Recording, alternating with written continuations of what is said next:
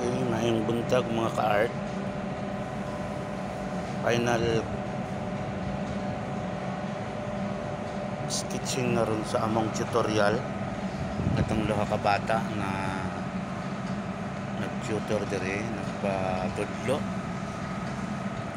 Mo kanilang gamiton ron mga ka-art o canvas. And then oil. Naman sila sa charcoal painting, manapod sila sa acrylic. Mga ilang titira mga ka-art acrylic. So karon dahil napunta sa canvas per kili kinilang ang brand. So mga kinilang mga brush nga gamiton karon. Subaybayan ninyo karon itong mga bataa. Grabe kahanas naman drawing mga ka-art. Ilahan na yung hasa ang ilang kaugalingon kay nasulod si kami exhibit sa Mall Ilustre. So kining mga bata ang mga ka-art walo na nila ka-session karon.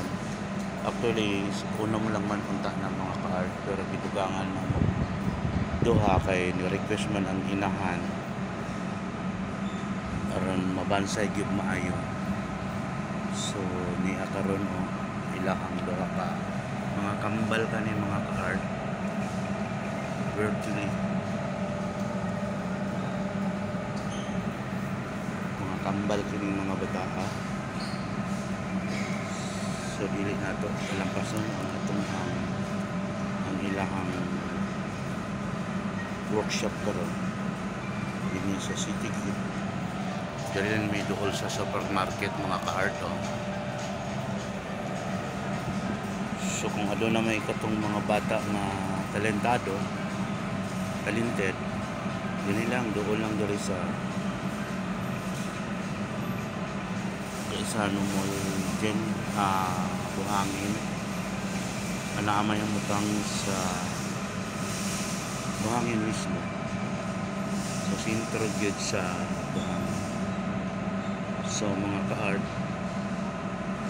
dili nato damha nga kining mga bata apohon mahimo pud kining the finest artist in the world. Wa ta kabalo mga ka-art, pero gagikan ni sila diri sa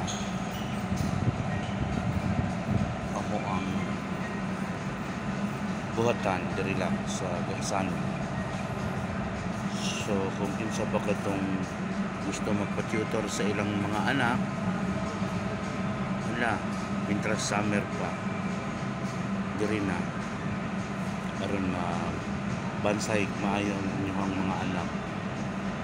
So unom lang ni ka-session mga ka-art, nagkantidad lang kini 3.5 among itudlo tanan, pastel, charcoal, acrylic, o karon ni ana sila karon sa final mo na ning oil canvas na ilang gamiton mga ka-art. So ubangan nato niya ang ilahang demonstrate sa ilahang trabaho. So din na pagpuputod. Salamat.